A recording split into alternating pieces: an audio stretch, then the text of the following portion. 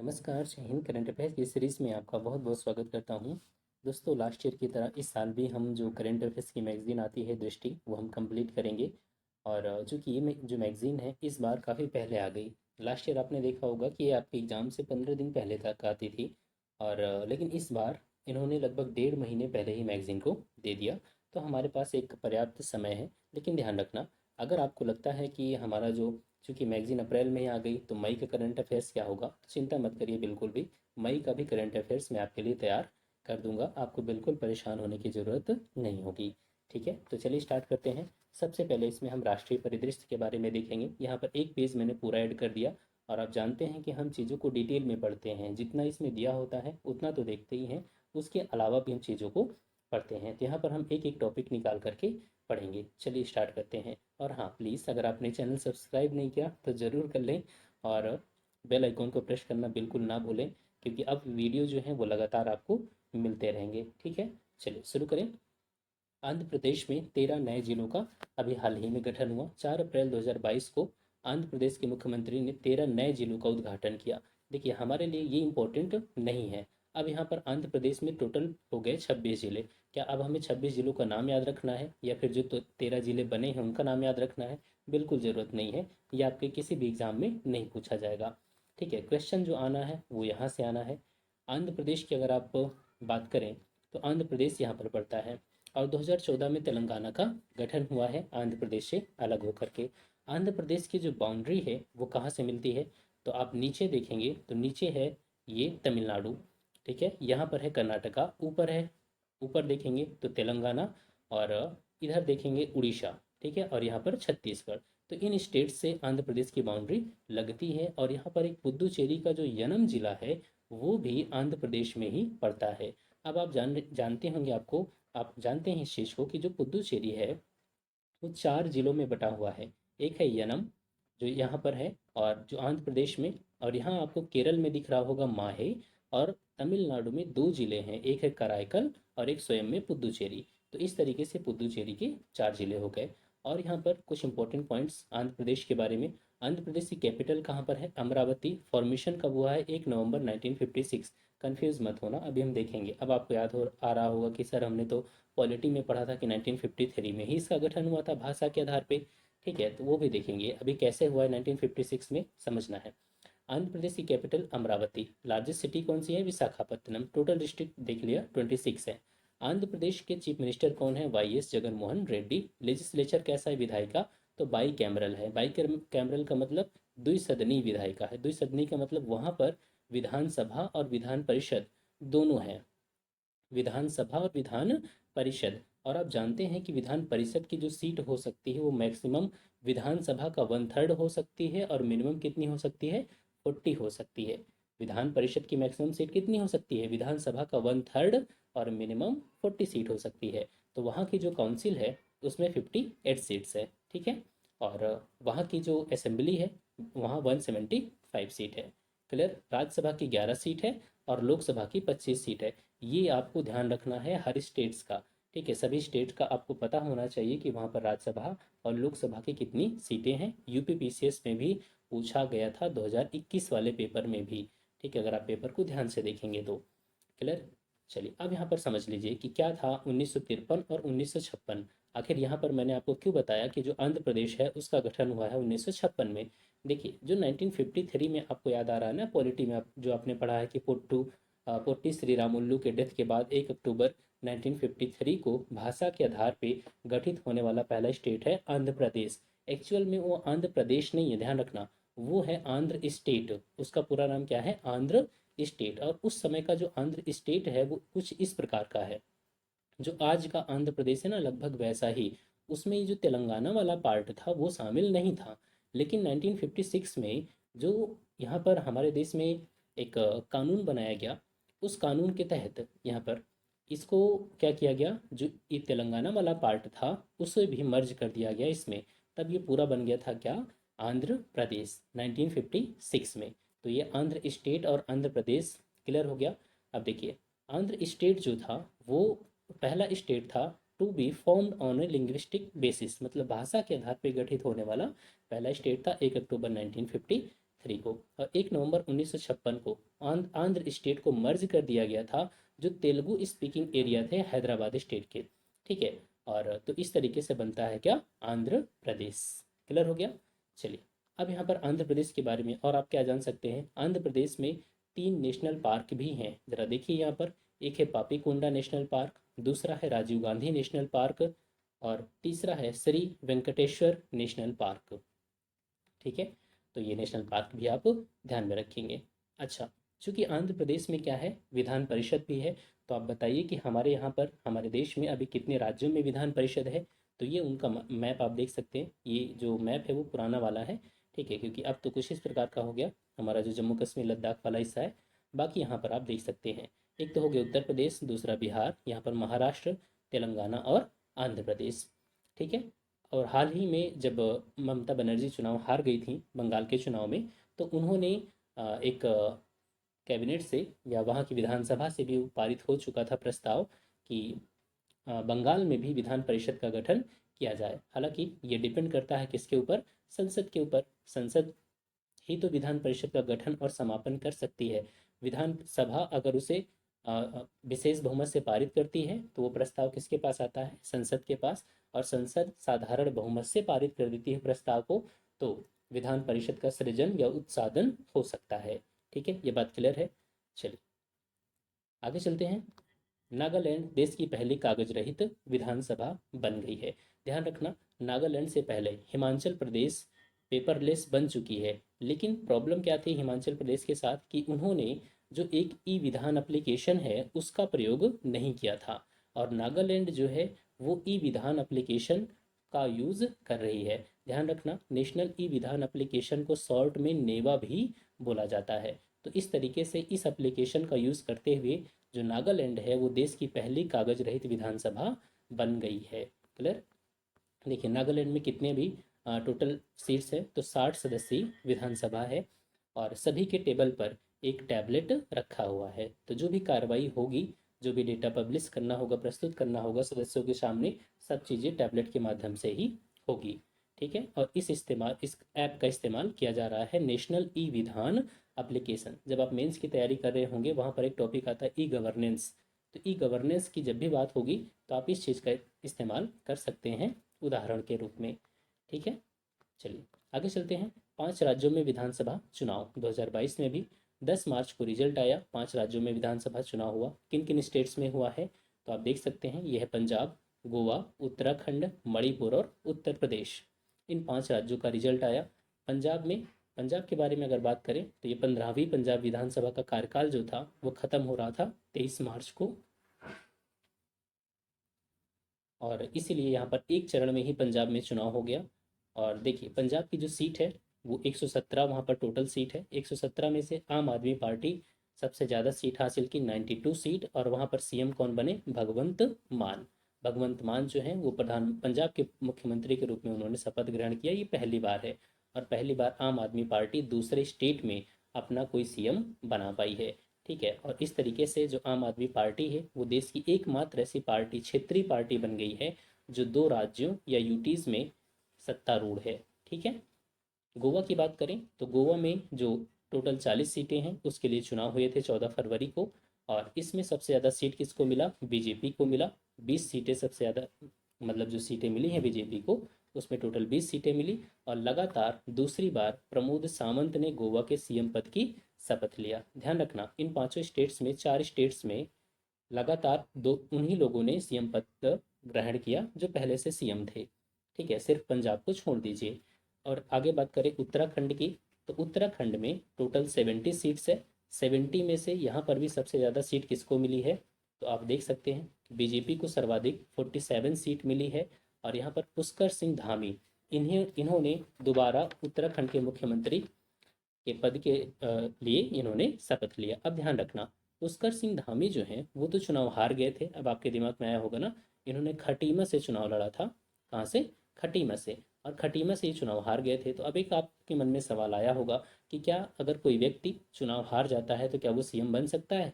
बिल्कुल बन सकता है। आपके सामने एग्जाम्पल है, हमारा संविधान कहता है कि उन्हें 6 महीने के अंदर विधानसभा या विधान परिषद का, अगर उस स्टेट में विधान परिषद है तो तो उसका सदस्य बनना पड़ेगा कितने महीने के भीतर? 6 महीने के भीतर। मतलब कोई व्यक्ति चुनाव हारने के बावजूद, या अगर वो व्यक्ति चुनाव नहीं भी लड़ता है तो भी वो सीएम बन सकता है, लेकिन उसे 6 महीने के भीतर किसी सदन का सदस्य बनना पड़ेगा। क्योंकि उत्तराखंड में क्या है, विधान परिषद नहीं है क्या विधान परिषद उत्तराखंड में नहीं है। तो वहाँ पर क्या हुआ, तो ध्यान रखना अभी वहाँ पर उपचुनाव होने वाला है। जो वहाँ की चंपावत सीट है ना, चंपावत सीट के अभी विधायक हैं कैलाश गहतोड़ी। कौन?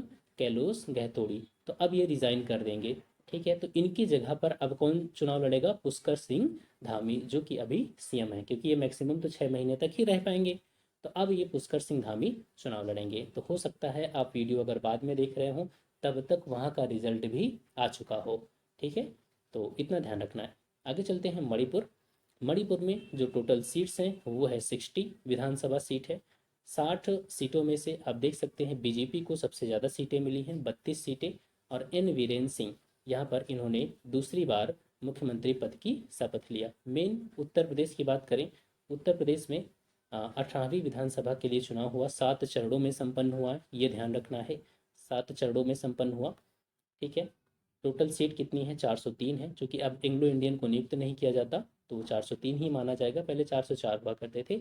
लेकिन चूंकि इसे जनता के द्वारा प्रत्यक्ष रूप से चुना जा रहा है तो यहाँ पर हम सीट कितनी मानेंगे? 403 ही। अब एक एंग्लो इंडियन तो हटा ही दीजिए बिल्कुल ही।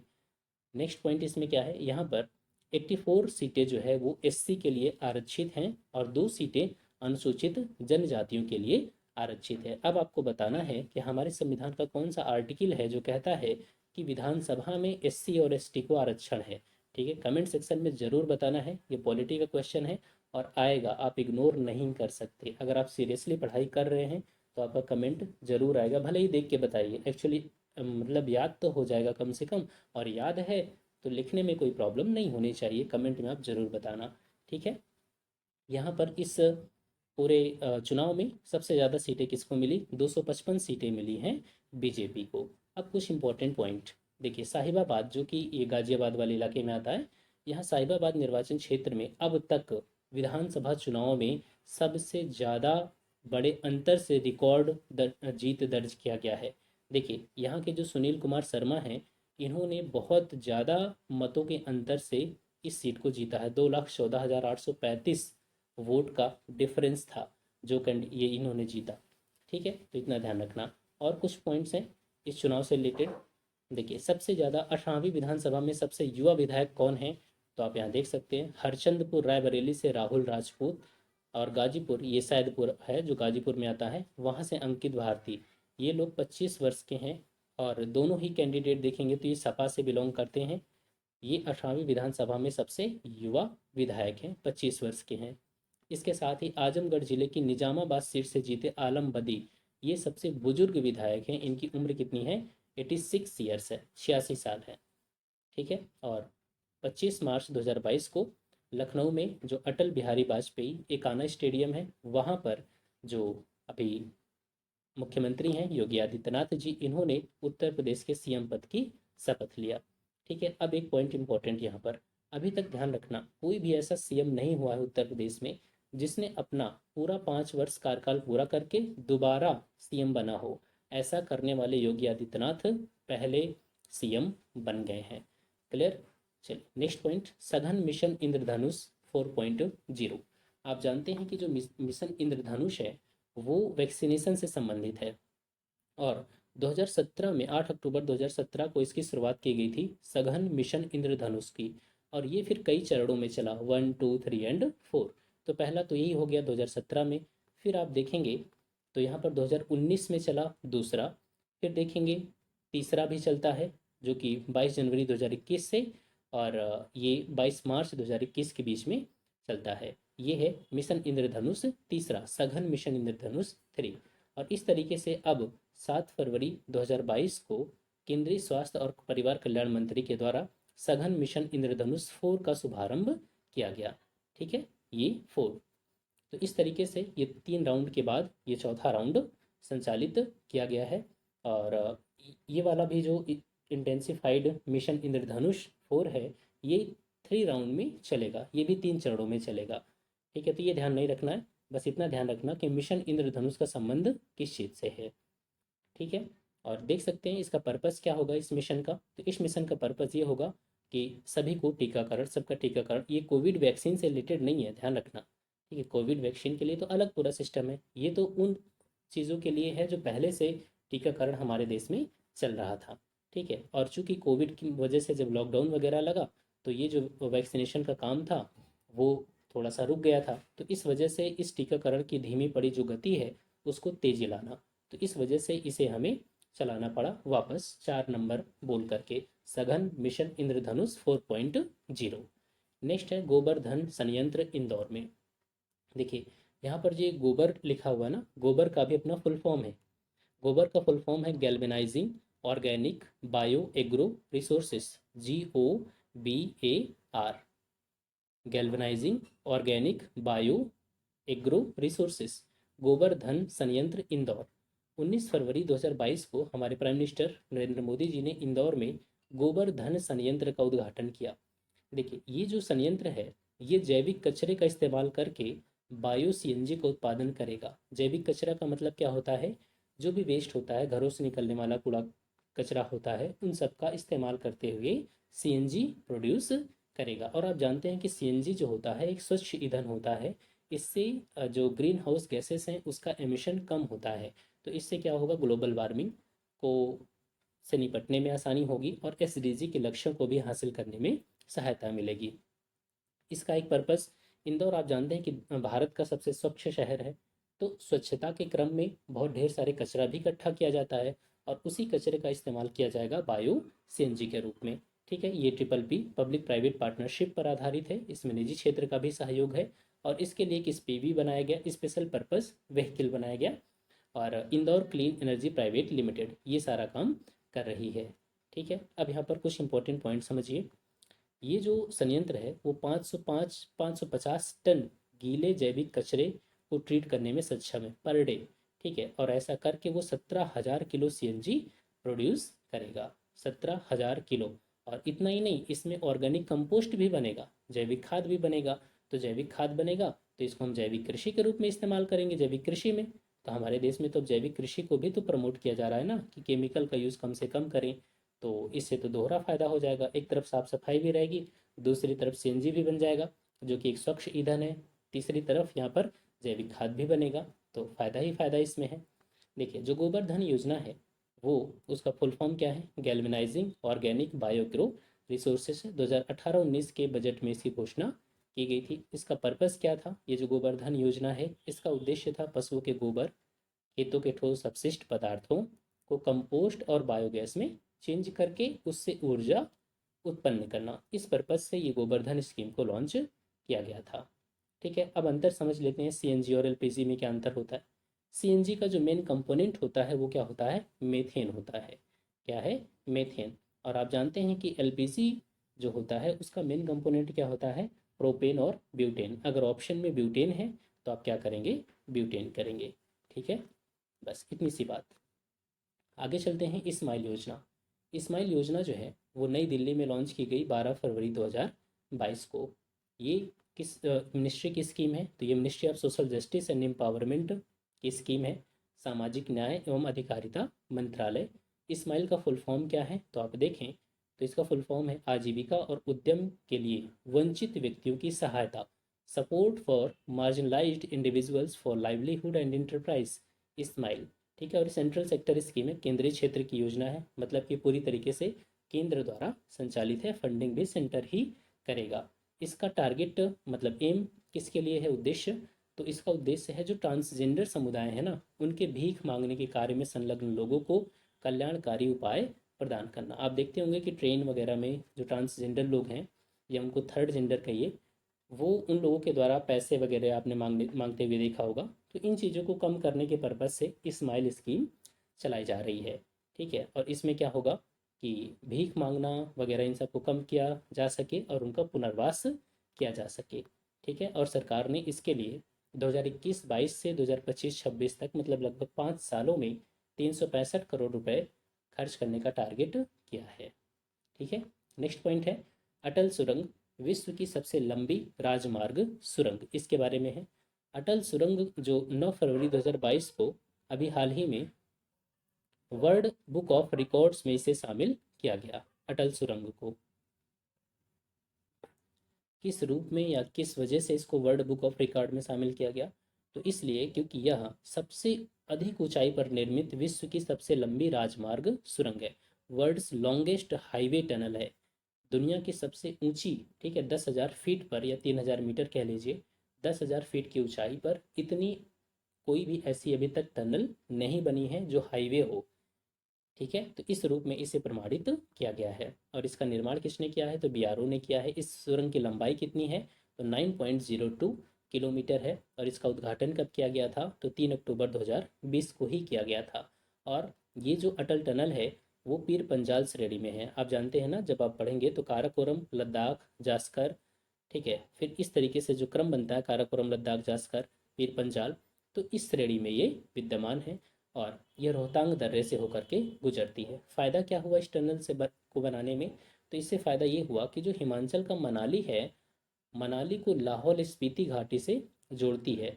क्योंकि जब बर्फबारी होती थी तो उसकी वजह से 6 महीने तक पूरा अलग थलग ये घाटी रह जाती थी। तो अब क्या होता है कि मनाली और लाहौल स्पीति ये एक दूसरे से पूरे वर्ष जुड़ गए। अब अगर मैं आपको दिखाऊं यहाँ पर, हाँ, इसमें थोड़ा सा और देख लीजिए, फिर इमेज दिखाता हूँ। यह विश्व की पहली टनल है जिसमें 4G कनेक्टिविटी मुहैया करवाई गई है। ठीक है, अब देखिए, और ये तो सामरिक रूप से महत्वपूर्ण है ही है, चाइना के साथ टेंशन हमारी बनी ही रहती है। पहले तो आप यहाँ देखिए अटल टनल के बारे में। तो ये हो गई, यहाँ देखेंगे आप मनाली है, ठीक है, और ऊपर देखेंगे लाहौल स्पीति है, और यहाँ पर बनी हुई है अटल टनल। ठीक है, और यहाँ देखिए इसका जो मेन गेट है वो कुछ इस प्रकार का है, अटल टनल रोहतांग लिखा हुआ है। और ये उद्घाटन के टाइम का फ़ोटो है, ठीक है, जब इसका उद्घाटन, और यहाँ पर ये लेन बनी हुई है, ठीक है, ये हाईवे बने हुए हैं। ठीक है, तो इस तरीके से ये अटल टनल। अभी तो बहुत कुछ है पढ़ने को, लेकिन ये चूँकि ये पहला वीडियो है तो इसको हम इतना ही रखेंगे। और बिल्कुल आप परेशान मत होना, इसका पीडीएफ भी आपको जल्दी मिल जाएगा। तो ठीक है, मिलते हैं नेक्स्ट वीडियो में। Thanks for watching, keep smiling.